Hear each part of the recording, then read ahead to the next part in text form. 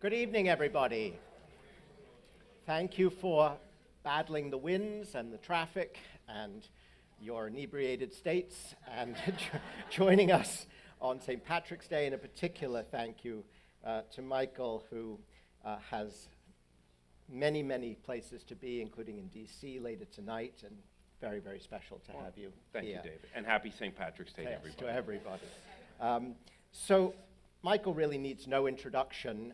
For some reason, he abandoned the deeply honorable profession of being a carpenter.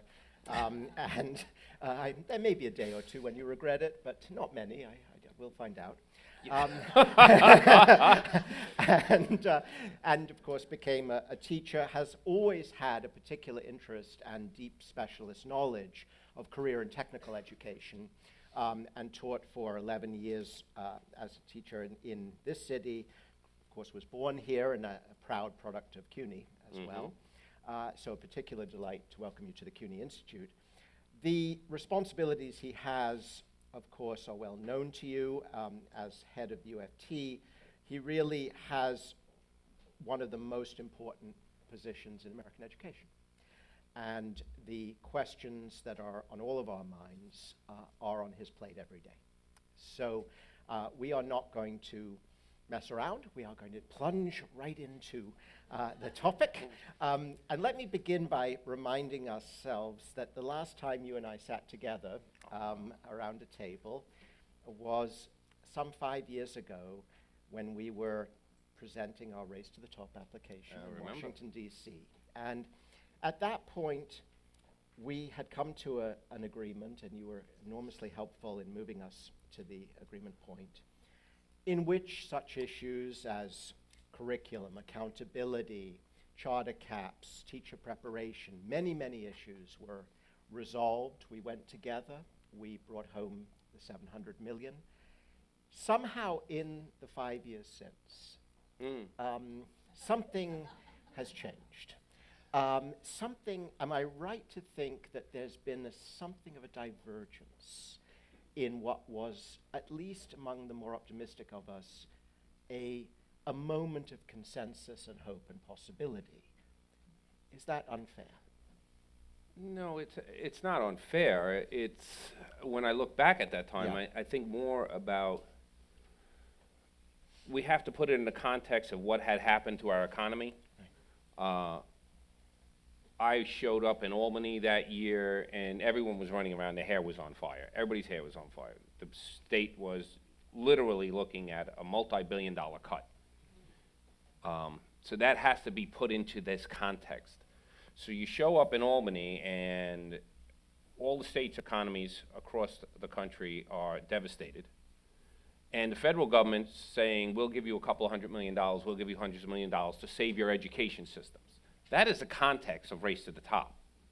And when people talk about the policies inside of it, they forget that if that does not happen, Race to the Top, I don't believe, would ever be successful. But unlike a lot of states, and I do agree with you, in our partnership, there was the pieces about curriculum, development, the planning, bringing things together. Since that time, all of those things went awry. The only things that we actually got were the testing. So it really was a major missed opportunity because the majority of the money landed up in state accountability systems and not into teacher training or curriculum development, which is what, as a teacher, that was my main impetus, is that if we're going to use some sort of assessments or standardized tests, then we have to also build curriculums first. You build your curriculum first, then you design the test. As teachers, we get that. It seems, and you could answer this to me, since you were at SED at that point, it seems that they designed the test without the curriculum. I think we designed the standards before we designed the test, before we designed the curriculum. We never designed the curriculum. Right. We, as you recall, we did put, and we were the only state to do this, we put several tens of millions into curriculum in Race to the Top. We put, for example, E.D. Hirsch's Core Knowledge for free for the state, and since have had other curriculum. The challenge has been, I think, in part, that teachers, and now you're the expert here, but teachers are somewhat divided, are they not, as to whether they want a curriculum delivered to them or whether they prefer to design their own? I don't believe that there's a great divide here. Okay. They would like a curriculum to work off of, and Okay. then to be allowed to use their own autonomy based off the Okay. students that they're Okay. serving to customize it to those students.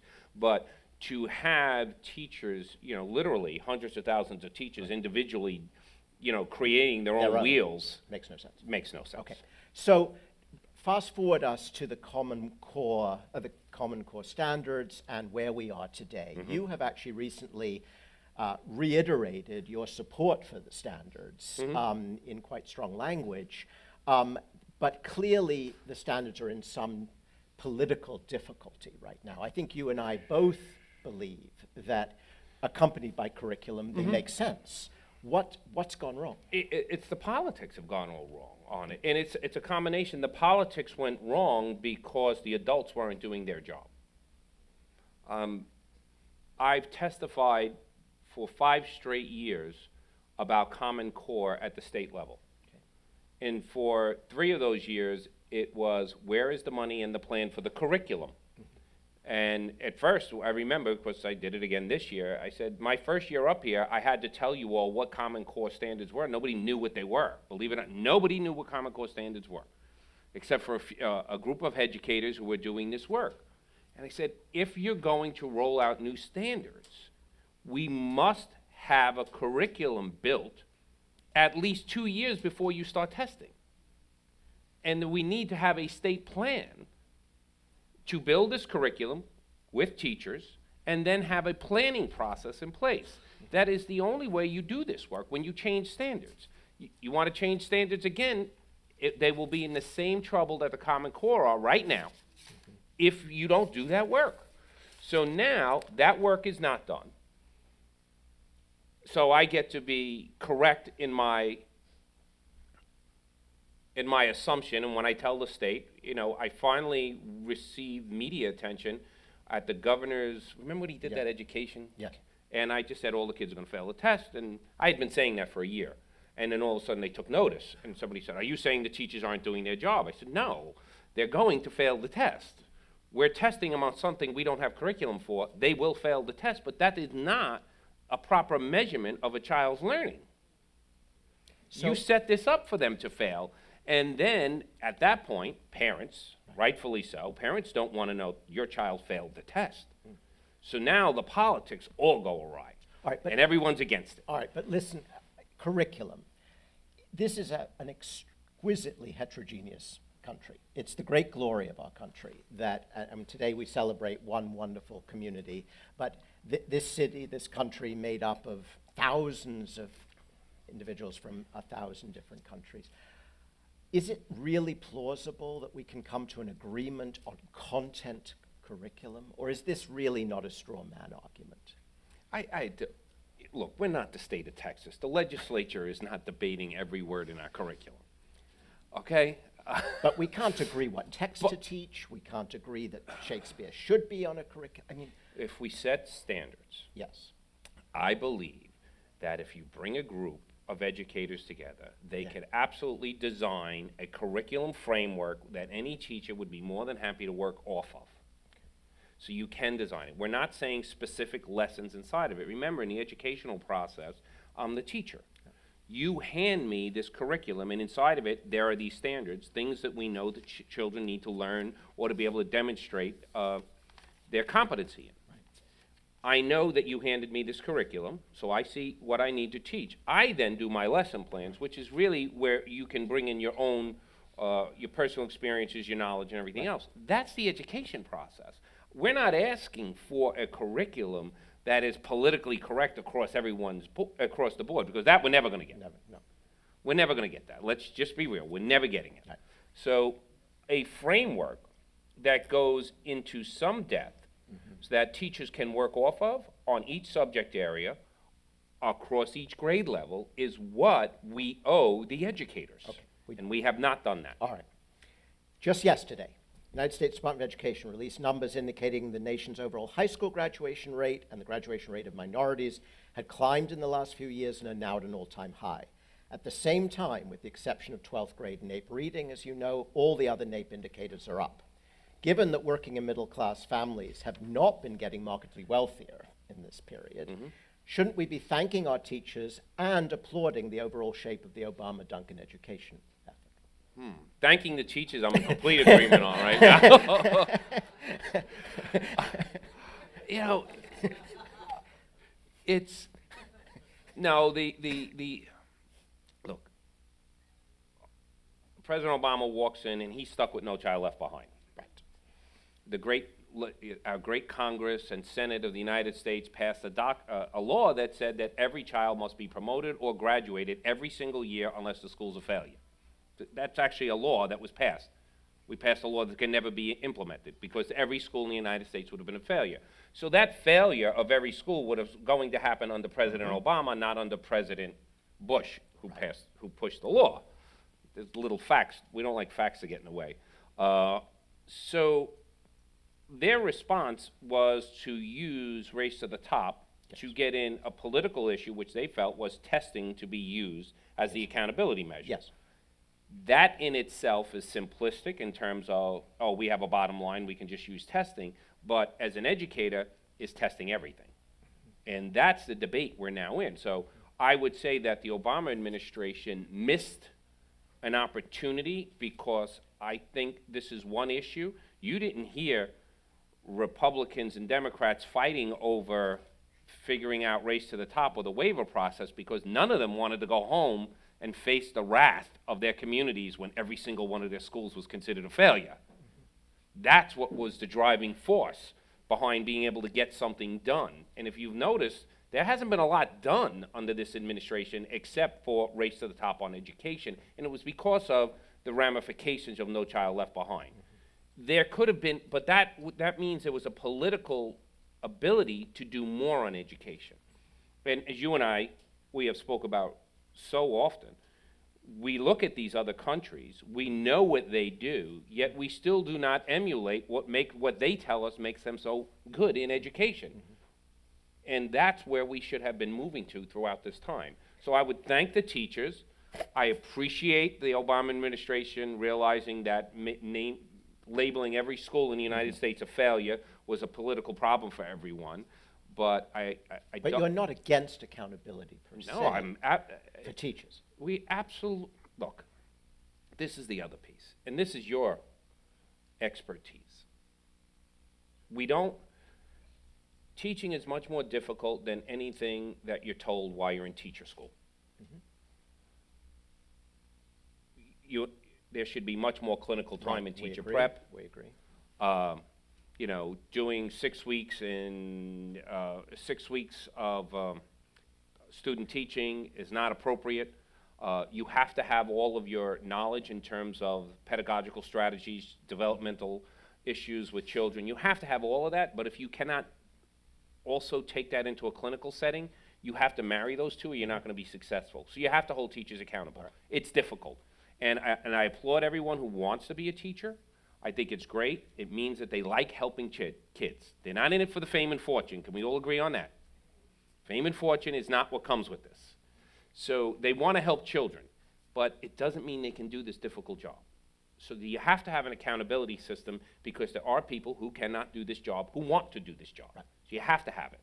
And I'm a strong believer in a true evaluation process that will allow us to help people develop, but also at the same time, if people can't do this job, we need them to go to another profession. All right, so let me read you a quotation. If you're rated unsatisfactory 2 years in a row, you're gone. If your rating needs improvement, your salary freezes.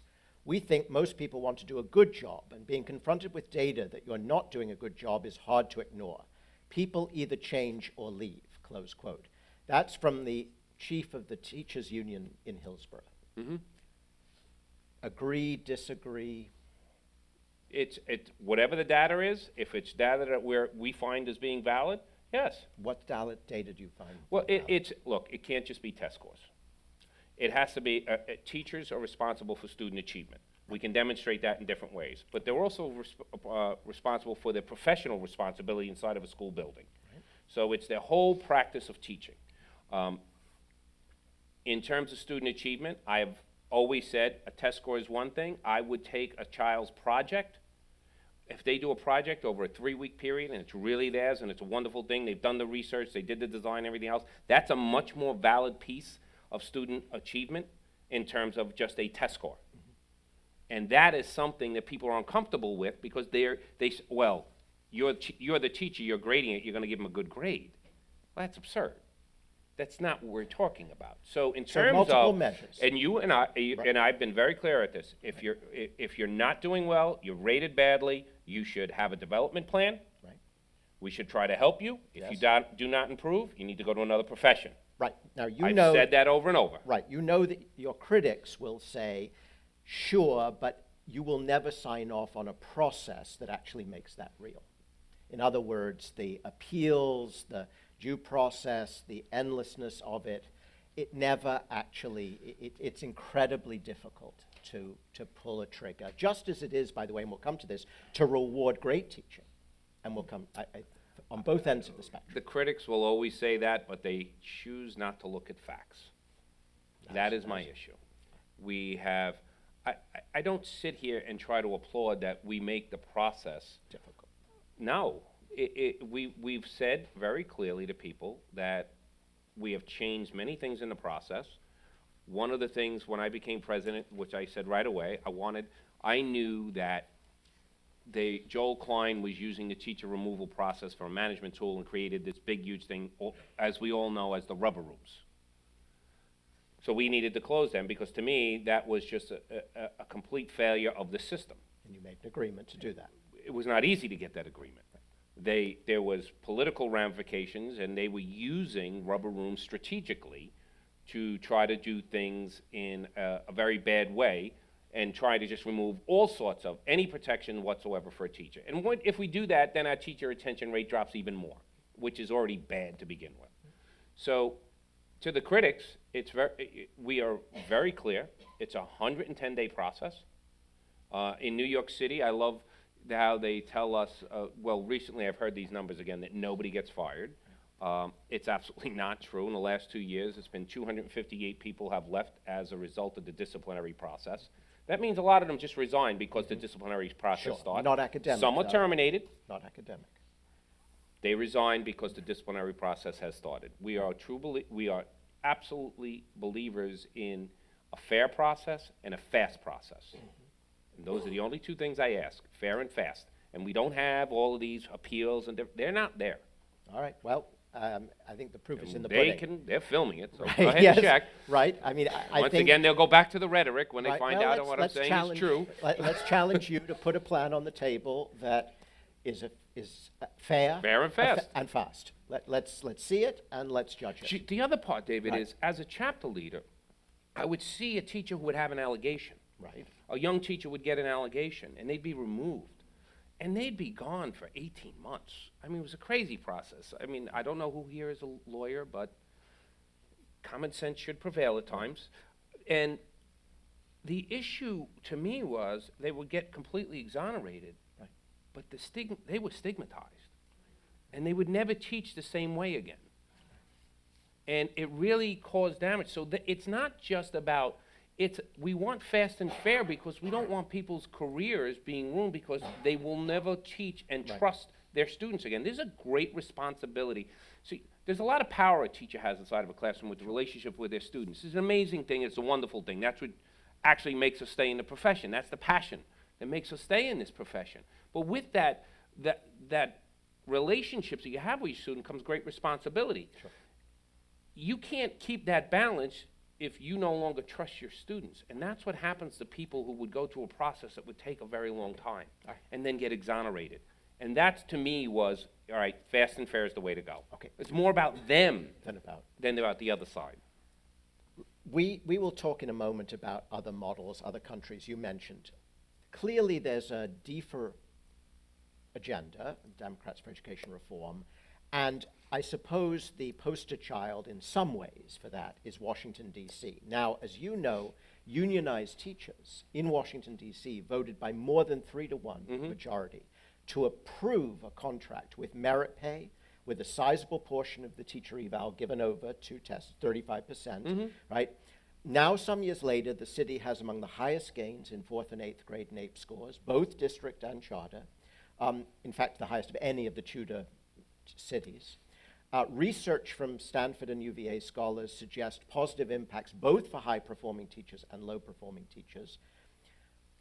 What do you say to critics who say, look, Henderson, the union, they've got it right. They've made an agreement. They're teachers earning really seriously high salaries as a result of good performance. Isn't that a plausible model? Well, the agreement was done under a different time than how it's being implemented now. All right. So you have to put that on the table. All right. The agreement was done under a very ugly process, and there was a lot of leverage against the union. Okay. And they would not have agreed to that if it wasn't complete war and everything else was going on in DC at the time. During the implementation, there has been an absolute laser-like focus on curriculum and teacher development. Okay. Okay? So you cannot act All right. like But the is contract caused that. Well, Because you had a huge change. All right, but let's see if there isn't a kind of, to be crass for a moment, a deal on the table somewhere. If we take the elements that I think we agree about, the serious mentorship for early years of teaching, serious curriculum support, real professional development, right? All the good things that happen in DC, and I agree, they have happened recently. Yes. And you marry that with the accountability system and the particular form of merit pay, which is in part voluntary in DC. Yes. Right? It's two different tracks. It's two different I don't want to tracks. go all the way into the detail. No, it's but very complicated. It's complicated, but it does involve some merit pay. Are there the rough outlines of a deal that would move us from what now, to me, sitting with the luxury of being an academic as opposed to a commissioner, looks that's a little... nice, isn't it? It is. Isn't it lovely? Now your opinions can flourish, I David. tell you, it's so much more fun. To get us through this sort of zero-sum game where we've got, just the sheer accountability system on the one hand and the plea for resources on the other. I think you already have such an agreement in place in New York City right now. All right. And I think you just have to wait to give us the time to make it work. All right. We have, and when it comes to individual merit pay, I'm sorry. I know, you don't... Well, Right. as the academics have told me, it doesn't work. So it's not just my opinion, it's your world's opinion. So, but DC teachers seem to like it. they like it because if it's a part of something they didn't want to do, and it's a different track. Okay. We believe what we have is the Career Ladder program. Yes, which we recommend. We have that in our contract now. Right. We have, it's not just the teacher accountability system. The sad part is in New York State right now, we're about to do our third iteration of teacher eval in 5 years, which, as you know, is doing that 3 times in 5 years is just a problem to begin with. Forget about the specifics of it. You can't keep changing it. But what we have is we had a chancellor who changed the school accountability system. We'll do the teacher accountability system and whatever we land up out of Albany, even though we believe we now have a decent one in New York City. I don't like the idea that teachers are being evaluated on students they have never met right now inside of New York City. Could you imagine if your accountability was, if you're a teacher, you're being graded on students you've never met, you don't teach, and they are never near your subject area. Yet in New York City, you're being evaluated on that. Because it's done school-wide. School-wide. Right. And, those are the things. If we want true accountability, you have to be able to make it real to the people who are being, part of the evaluation. There's teachers here, you could ask them, and they'd be like, why am I being evaluated on a child I've never met? No. Okay. For their student achievement. And you would make the argument Right. that, you're part of a school community, and and we can go back and forth all night. Right. So I believe we have in New York City right now, I believe that the contract that we just finalized last spring is something that people will be looking at 2 years from now across this country. Well, we'll see what the results show. Right. Well, Yeah. yeah. Yeah. It's All my right. bet. We have a deal. All right, we'll look at the results. Charter schools.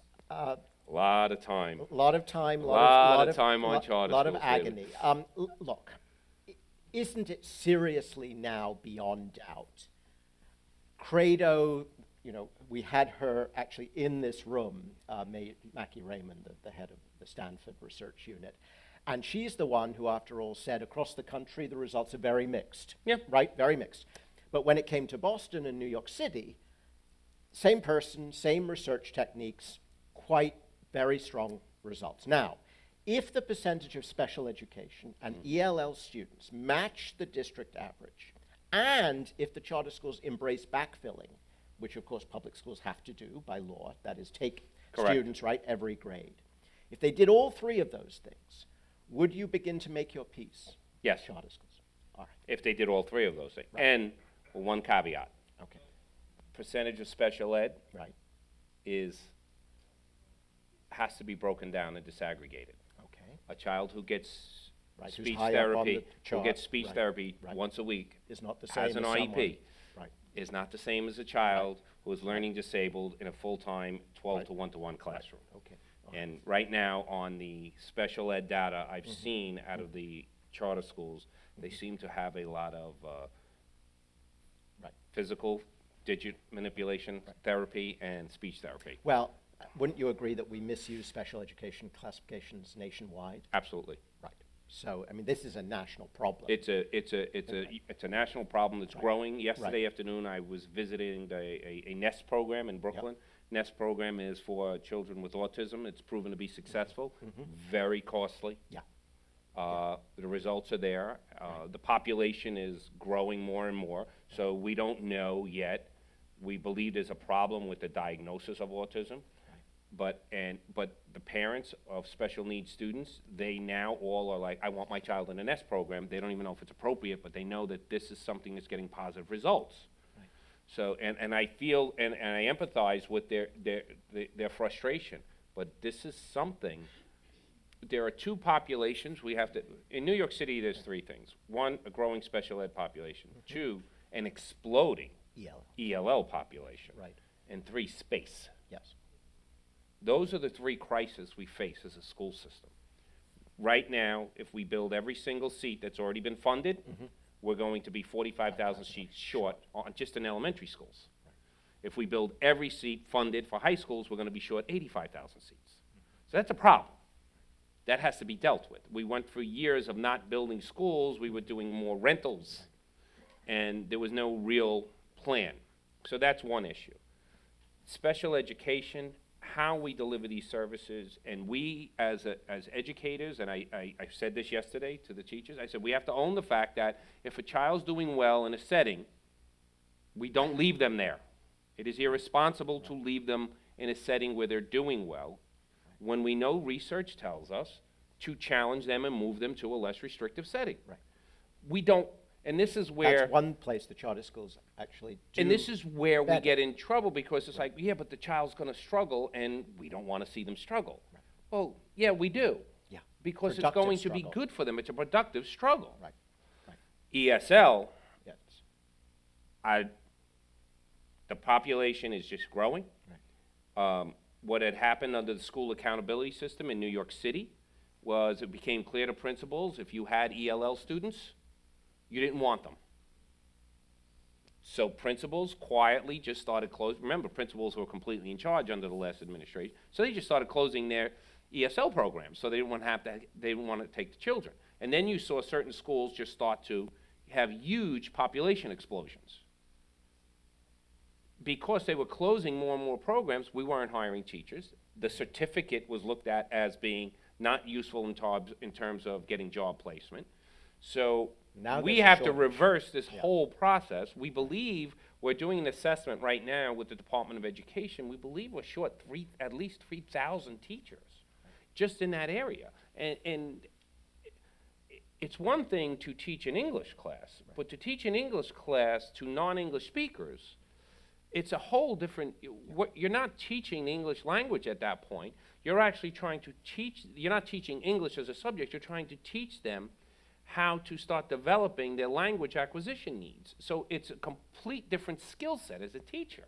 and there's a specialty to that training. Yes. Those are the three things that are really concerning me right now. All right, let's talk about one of the major initiatives of the mayor, the universal pre-K.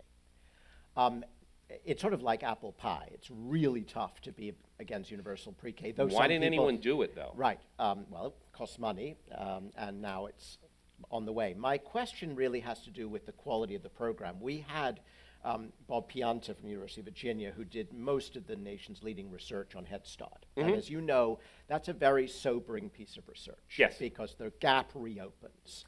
And one of the points that he made was that compared, for example, with the French, talking about other countries and what dare one say that the French might get something right, What's up with the French? I Why don't would you know. like the I don't French? know. I don't know what we have against the French. My dad was born Well, there. it's so- him. Right.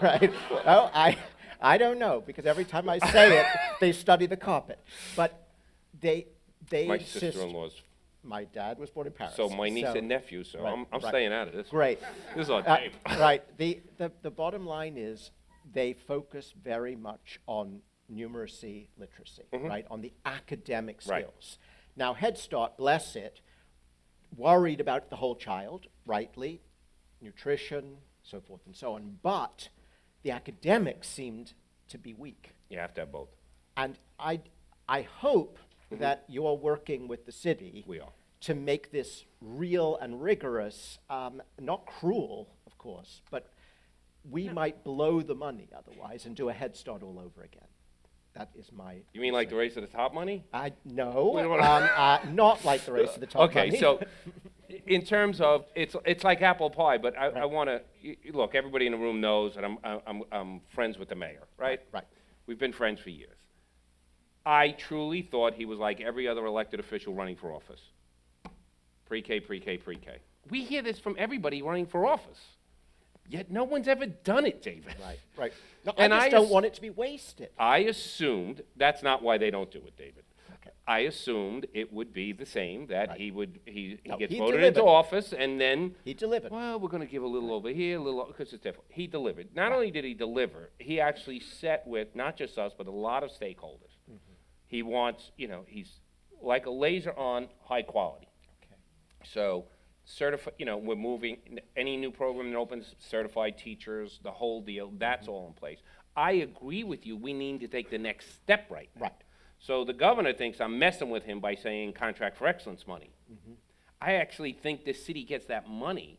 We do a class size reduction in K through 3 and amplify the results that the progress we know we're gonna get out of pre-K. If we can amplify that all the way up through 3rd grade, the research tells Sure. us, we lock that in by 3rd grade, what happens? Right. Then we run. Right. I just think the details matter, I guess. They is do what I'm matter. saying. And And that's what we want, that's what I am pushing for. That's why my organization is pushing.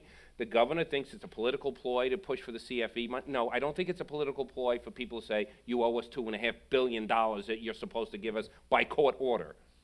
But I do think I would like to use, unlike before where that money was thrown all over the place, I would like to use it specifically in conjunction with the pre-K program and just, what would we do as a city if 95% of our children were on grade level by the end of 3rd grade, David? Right. What does the research tell Right. us? But to do that, you've got to get serious about basic skills. So everybody in here write the governor, say, where is New York City CFE money?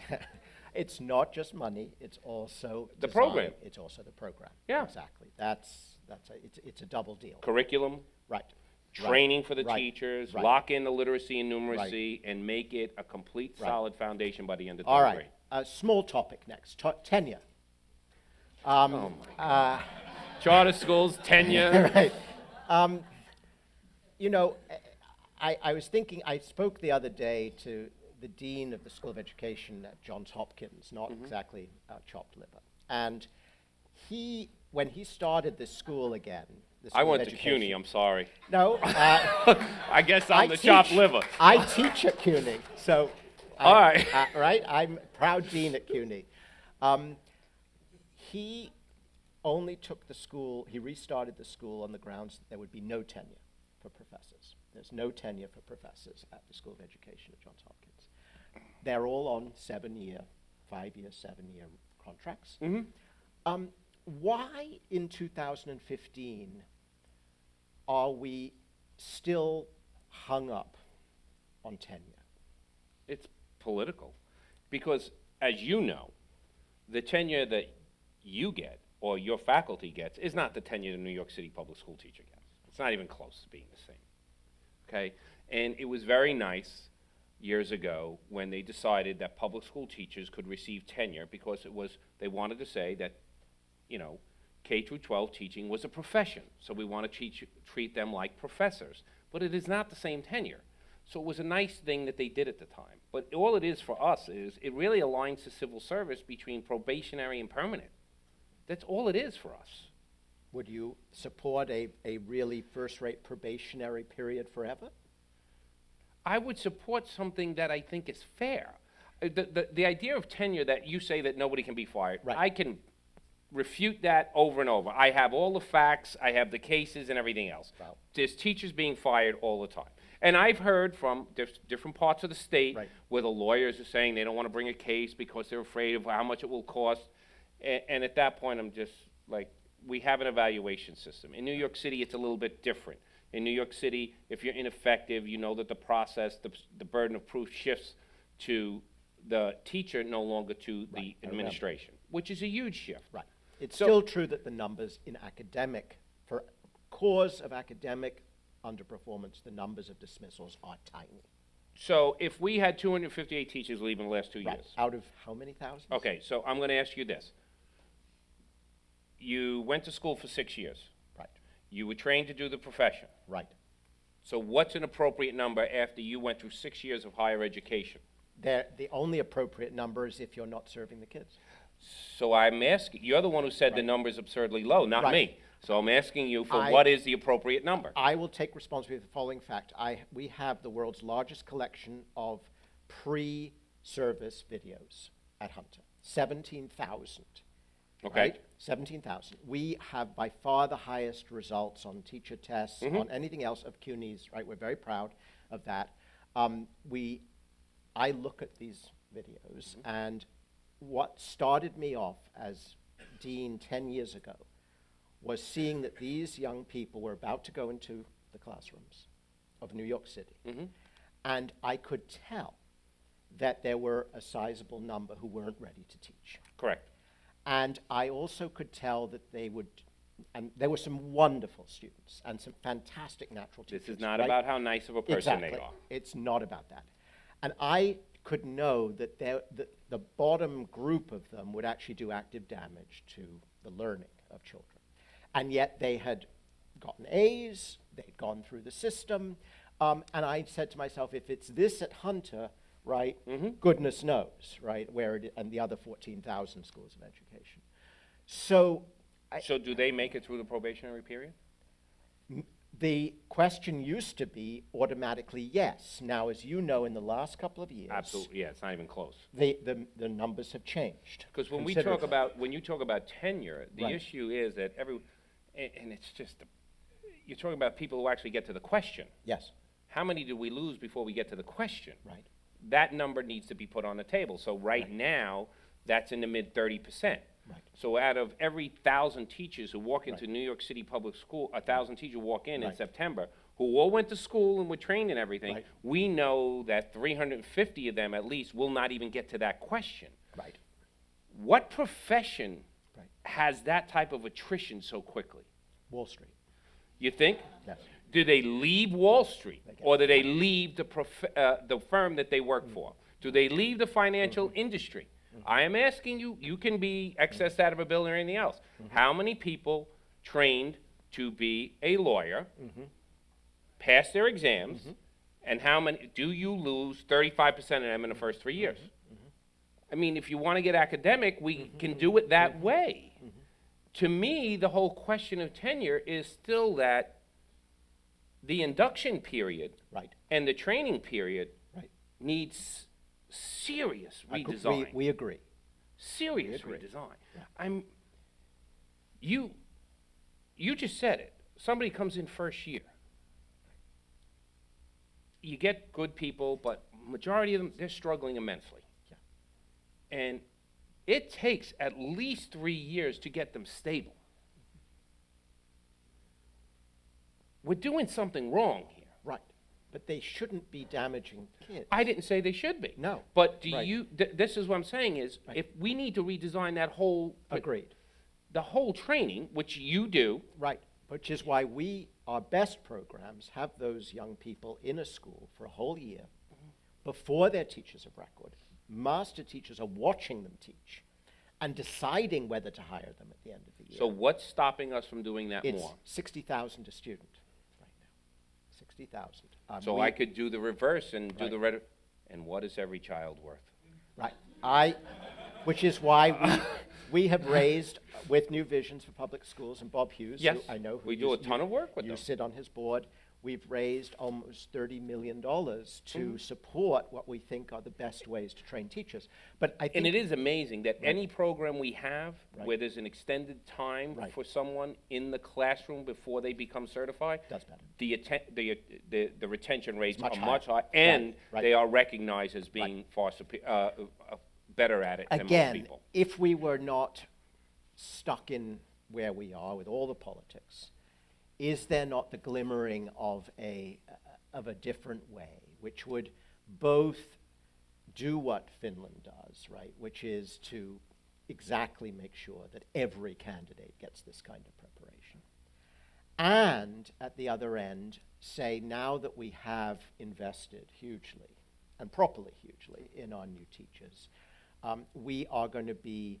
really grown up about saying after 3-5 years, sorry, we did everything we could. Well, and you're not so shaping up. at You're this- not shaping up. At this point, then, in this city, Yes.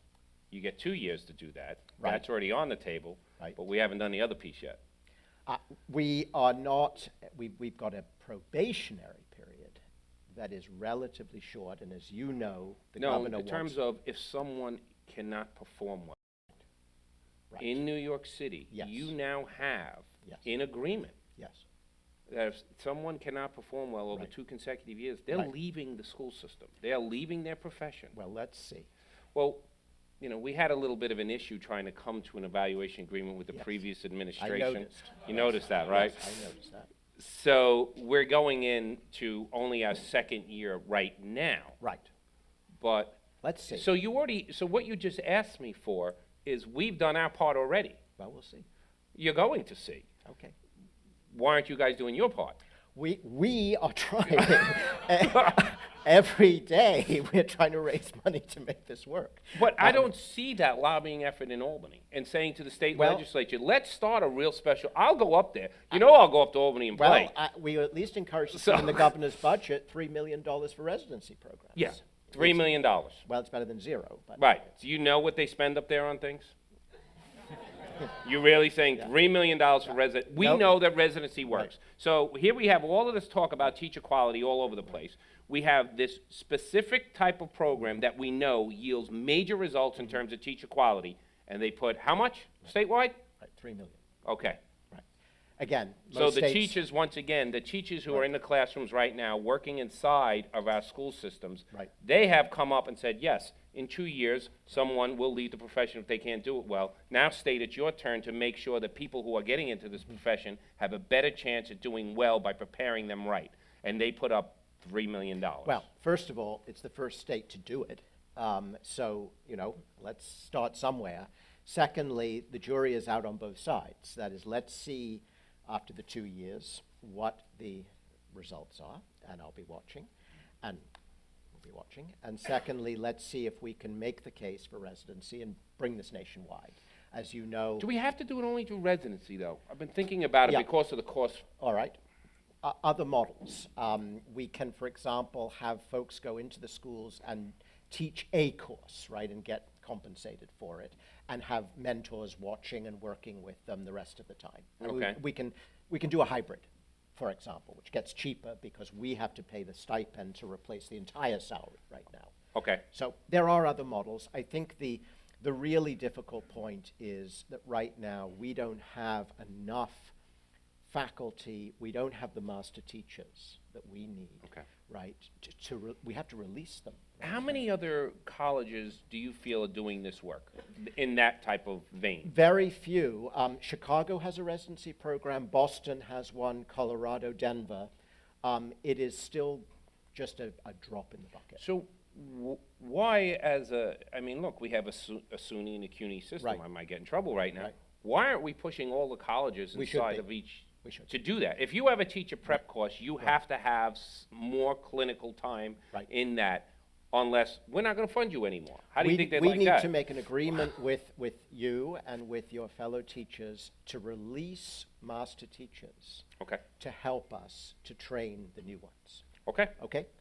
Because there's no point. You're going to Albany next year. I know you love it. You're going with me to Albany next year. 2 years was enough. Thank No, you. no. You're going. This is a good idea. So, let's talk about very different models.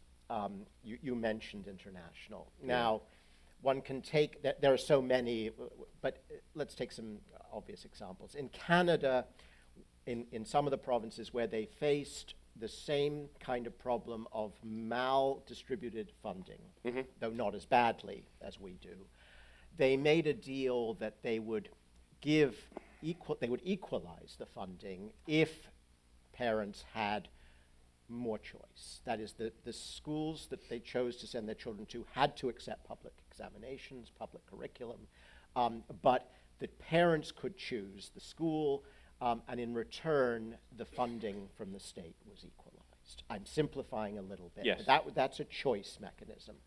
A different mechanism is sort of the Finland. We just Rolls-Royce this all the way through, right? That's- We Yes, have that is. only the top 10% to apply for teacher prep. That's right. We treat them as the absolute high performers they are.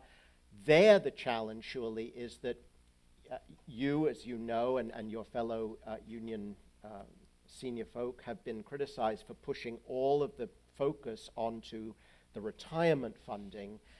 Caroline Hoxby, who did the research from Harvard, showed that the compression of the salary scale, as much as the opening salary, was a problem. In Finland, yes, the professions are much more bunched in terms of their salary scale, but the teachers are quite high up, right? And so until we get serious about that entire pipeline, and until we get serious about upfront serious compensation and some kind of, let's not call it merit pay, you've got the career ladder, you've got, right? We can't take just the bit we like. We've got to either get serious about the entire replacing, or we're not going to get the whole there. education funding issue here in the United Right. States, I mean, we have to include all the costs, right? So the countries you're comparing us Right. to, they technically, they fund at a much higher level than we do. But if you just look at the actual number, it doesn't look that way. And it's because they have socialized medicine. That's a huge cost. That's a big issue. Right. So in a country where you're compensating people and you don't have to worry about their medical benefits, Sure. that's a big chunk. But- So let's be, Fair put enough. that there first and But foremost. why- And if you want to pay, if you want to, if we would fund, if we took the medical stuff out of it, Right. the United States is one of the lowest funding countries. But why do you push so? I mean, In terms of- the criticism is because of the way the membership works in a union, and I don't have to pick on any particular union. The focus is on those who've been in place for a Oh, that's long not true. period, and That's- you're looking at yeah. retirement No. and huge amount. You're 55 years old. I mean, we go through waivers to hire people because they're on pensions already, and we're giving them second careers. That's very nice of you. So. We do it because they're good. Yeah. No, we have moved the salary, our career, inside of our career ourselves, they moved that all around. I was fortunate enough that when I became a teacher, they did not want people to retire because we had a teacher shortage. So the first contract I worked under, they put a lot more money at the end of the contract for the more seasoned teachers. So I got a less raise. Then when I got to the middle level, It was that too many people retired, we need to attract people, and we put a bigger raise at the beginning.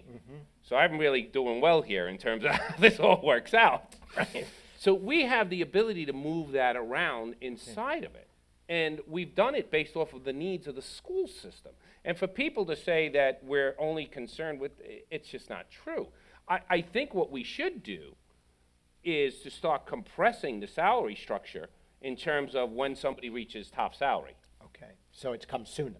It becomes sooner, because if you look at all of the other agencies, their salaries, they usually hit top salary at 7th or 8th year. And in teachers, we don't hit it until our 22nd year. Right. Now, that was done for reasons a long time ago, to believe it or not. Sure. The rationale Right. for doing that was to try to keep people in teaching. They thought if they just kept getting them a little bit every couple of years, they would actually stay, because they couldn't get people to stay. Right. It's fascinating to see the history and how all of this stuff, the decisions were made at certain points in time.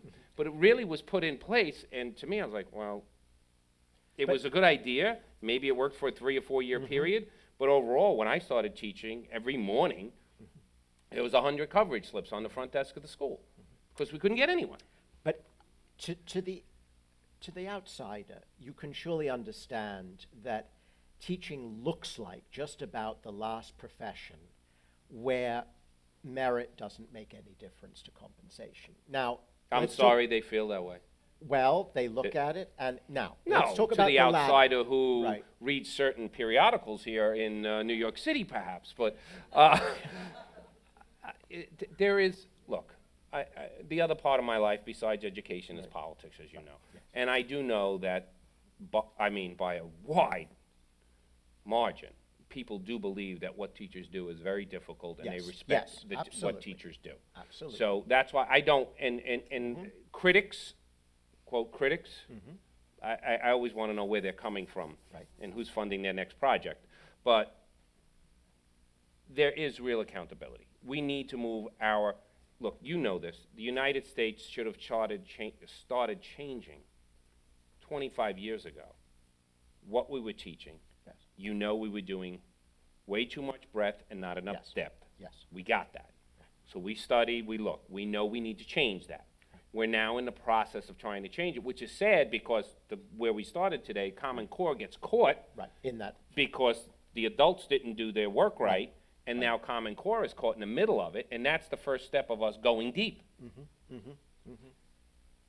That's where we start moving education. We have moved great distances already over a 10-year period. You knew this because when you were commissioner, you did specific things to look at accountability in a real way. And you always said that education gains are incremental. yes, And you're not going to fix it in 2 years. right, that's right. We are doing those things now. For people from the outside who want to criticize and say that teachers aren't accountable, I would tell them very nicely, come into a classroom for 6 hours and 40 minutes and manage 28 kids. You have no choice but to be accountable each and every day. You show up not prepared for work, you're having a horrendous day. And people who do that don't stay. Right, but the children are having a horrendous day too. And I agree, and that's why I'm more than happy and had no issues in terms of agreeing to the fact that if after 2 years you can't do this and you've gotten the help, then you need to leave. All right. But we're over here focusing on that again. Right. And how are we not focusing on, we know we need to train more, we still have this mess of standards that we have to fix, we still don't have the correct curriculums. At least in New York City, we have taken time now in our contract to do training each and every week. That's where I was yesterday at that school to see what they were doing on their NEST program, but it was more to see their training, and it's pretty amazing to see what they're doing on their own. And my frustration whenever I see this is, what would happen if we take all the politics out of this and we actually get government to do the right thing to support that type of work and say, what do we really need to move education, instead of playing critics, politics, this word means something that's not real in the schools. But Can we get away from that? Isn't there a certain I'm degree still somewhat naive despite Well, my years on this job. But don't you think that part of the reason is a collapse of trust? I mean, the public, and we don't want to. We're going to take, please pass your questions to people who are going to be picking it up on both sides, because we're going to get to your questions in 1 minute. Yeah, you and I could do this for hours. Right, I'm much more interested in what they ask. But bottom line, isn't it true that after the TIMSS results, after the PISA results, there is a sense that something's gone wrong, right? That we have a real problem, and that the trust that used to be there isn't there. And after all, it reminds one of Reagan, trust but verify, right? What is verification? It's accountability. And so at some level, when you don't have trust, you go to accountability. So, by and large, when I'm out, most people don't talk about TIMSS and PISA, right? There are certain foundational steps that should be being made in education. Yes.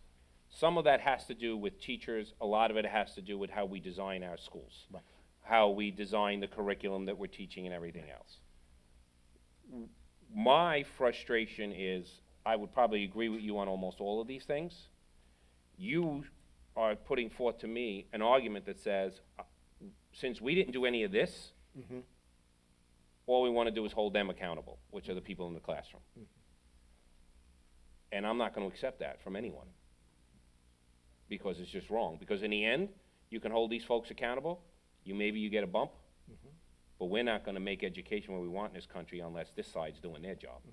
And that means research telling us exactly what to do, unbiased research, not paid for by anybody specifically, telling us that, do we really have to argue that New York State should have had a curriculum before it implemented the Common Core test? Do we really have to argue that point? We don't have to argue it. So my question is, why didn't it happen? There, you and I just disagree. I think, full disclosure, I'm on Edie Hirsch's core knowledge board. I know. And he has argued for a sequential, content-rich curriculum. Doesn't have to be his, goodness knows, but a content-rich sequenced curriculum, and then tests that at least test for domain knowledge. They don't pick texts. They don't say you have to read text, but you do have to know something about whatever, and the teacher can choose, right, between domains to teach. And the resistance across the country to any imposition of that kind of curriculum means we're back to frameworks, your word. And very frankly, at the level of frameworks, I sense fuzziness and gooiness, and we just always come to the same But point. what you just said was across the country. Right. I said New York State. All right. I think we had a possibility of doing it here inside of the state. Right. Because of everything else politically that was going on, there was an opening to do something. We don't need another state's approval, which is why you cannot have a national curriculum, because each state is complete authority over its education system. Yes. So New York State did not need New Jersey, Texas, Oklahoma, or Montana's approval for their curriculum. Right. And I don't think there would have been a big political issue. There would have been obviously some noise, but I believe that we would have had the will to get it done as a state. And I still think that's something that should happen, but we'd rather just say, how do we hold teachers accountable and not do something that we know is going to actually make education better for far more children than just holding teachers accountable. All right, to the audience. There are many conversations in DC about the reauthorization of ESEA, absolutely. And many of us would rather have no bill than the one that's being proposed. Where is the UFT on this? I haven't seen a complete bill being proposed. Right. I do understand that the majority of the debate is around the federal government's role in mandating the use of standardized tests. I believe that, teacher evaluation becomes a huge part. I don't believe the federal government should be telling a state what it should do or what it has to do with standardized tests. I do believe that the federal government has a right, if you're going to receive money, to hold states accountable for using money to have student achievement. Where's the balance? Is the question. If a state wants to use a test or student, see, to me, it's not just tests. if you just tell a teacher, we're gonna use tests in your evaluation, they're gonna say, they're gonna get angry with you. And they're right. Because you're just telling us that the only thing that matters is how that child performed on that day on that test. To us, it's student achievement encompasses much more. You wanna give us a menu of what real student achievement is, we're game. But I know the critics say, well, how do we have objective scoring of that? I'm like, already, what do you want us to do at this point? You know, we send the tests now, we'll start sending the projects to other schools for them to grade, so it's not but it's still teachers.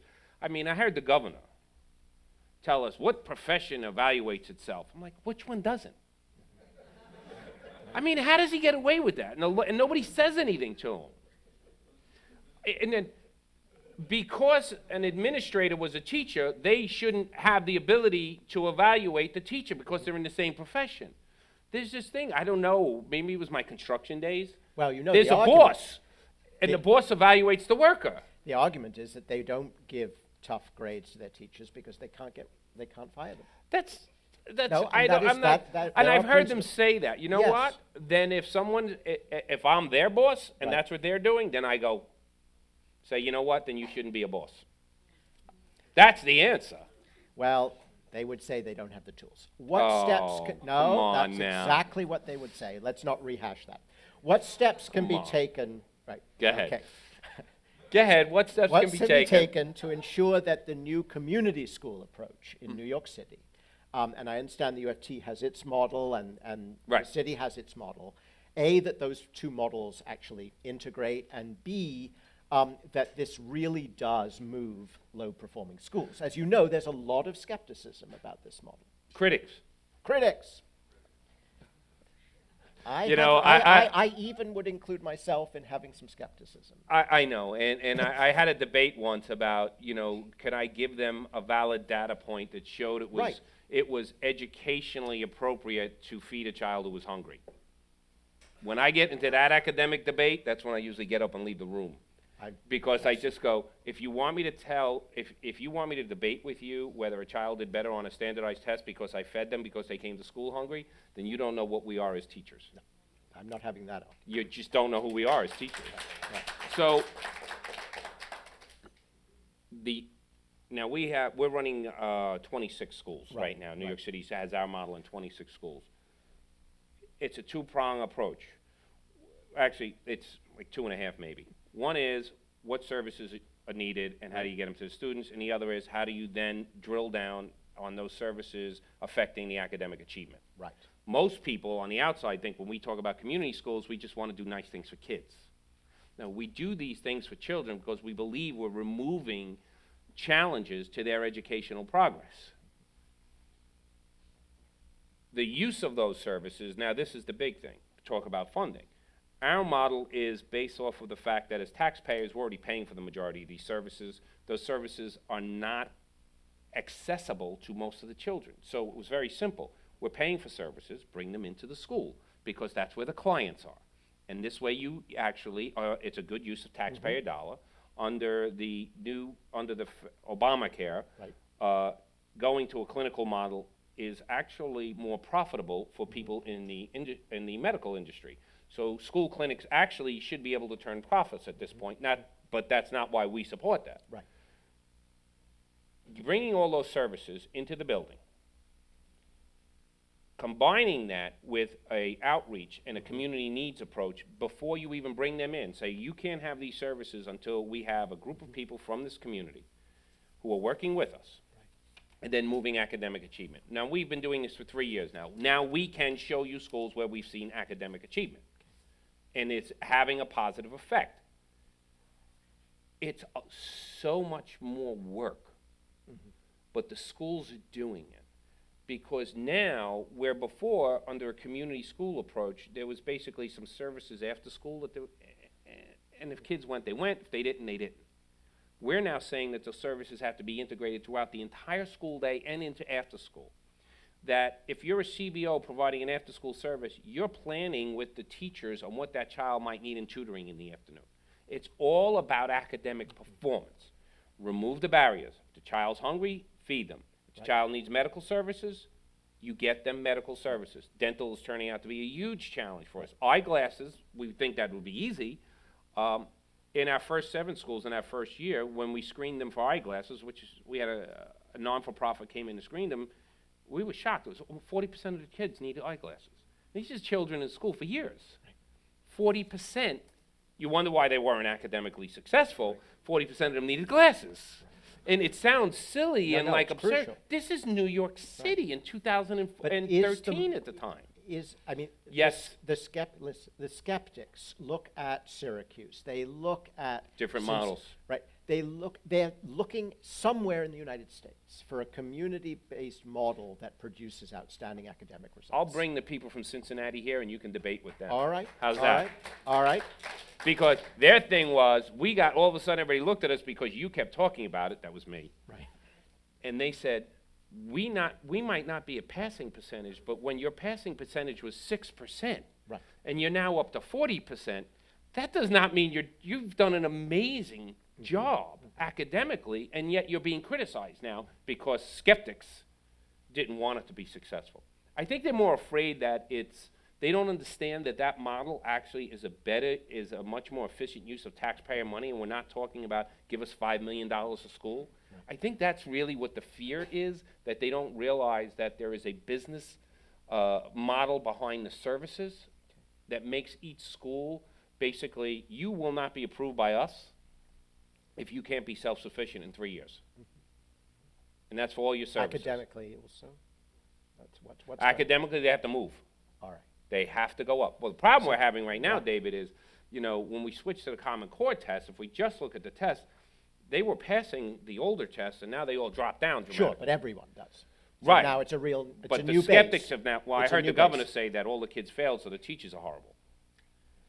The And the skeptics have picked up on that, It's part of the distrust we were talking about earlier. even though we told everyone they were all going to fail. Well,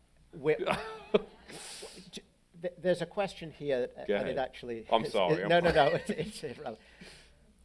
There is a feeling among many who come from abroad, that we are. Don't start with the French again. No, not French. I'm talking Shanghai now. Okay. Maybe we're going a little further afield. That we are under-teaching our students. In other words, that we are just not pushing I don't mean in silly ways. I mean in demanding material. And I've seen exactly what you're talking about. Right. Yes. And that seems to be more important for these visitors than much of what we've talked about, right? So the question is, why is that happening, and what can we do about it? This is one of my pet peeves. Okay. We spend all our time talking about, here's this small set of teachers who don't do well, struggling students, which we know we have to solve for. Right. But there's never enough time focused on what do we do to children who are absolutely succeeding, how do we let them thrive and go further? And you never really hear about that. Oh, we have the specialty schools and they'll take care of it. It's There's tiny. a lot It's tiny. more than that. Right. And, this is We underperformed at every income level compared to the and international. this is, you should come to visit. It's not, what we did in our contract was we put in this piece called PROS, it's Progressive Yes. Redesign Yes. Opportunity Schools. They're pushing the envelope On academics. on academics, big time. Okay. I'll come to They're really pushing the envelopes. And it doesn't matter what the makeup of the student population is. Because to them, it's more about, first, it has to be a trusting, collaborative relationship Right. all around in order to qualify, qualify to apply to this. And then it's making whatever changes you want in our contract, in regs. Right. The old commissioner's regs, we changed some of those too. We got waivers for some of these schools. Right. Their focus is on how do they help each other go further and faster with their students, by and large. That's what they're doing. Right. Changing schedules, doing things, it's just common sense things that people weren't really focused on, as well as challenging each other. The portfolio schools are, you've gone to them, right? Yes, that I have. Have you ever Right. seen their grading time? No. You have to go when they have to present their projects, where there's where's the question and answer and everything. It's pretty intense, and those students are really being pushed further and faster. And we need to spend more time on this. Okay.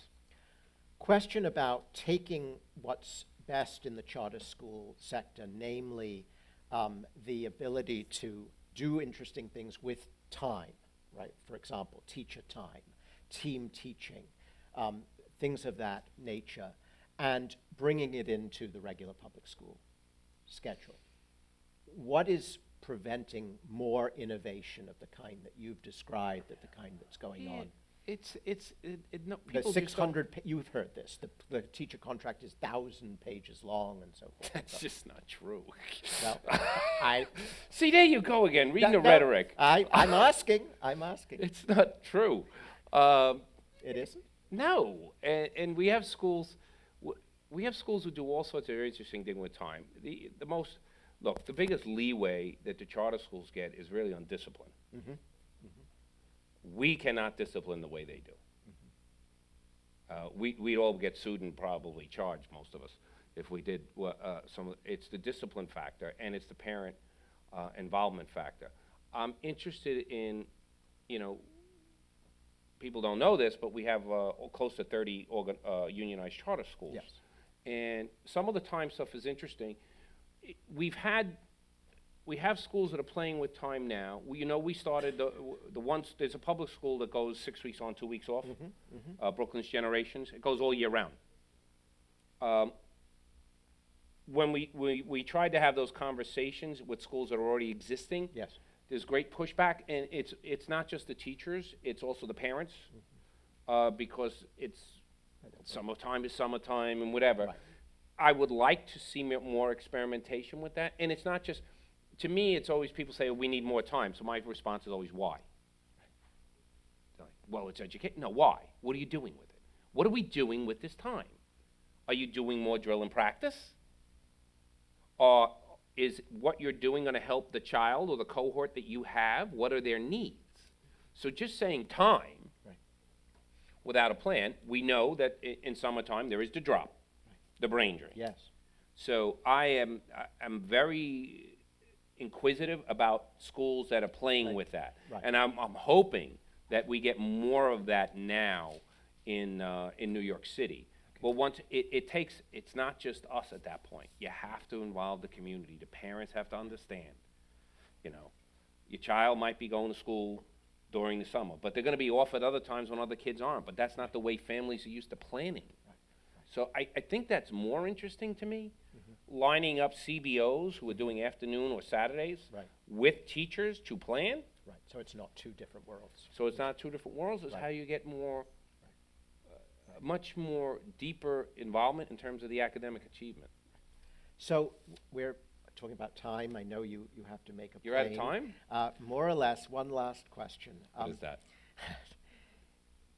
As you look at the scene in New York State and across the country, and as you think about one day when people are writing about you as they now do about Al Schenker, Who's going to write about me, David? well, one can hope.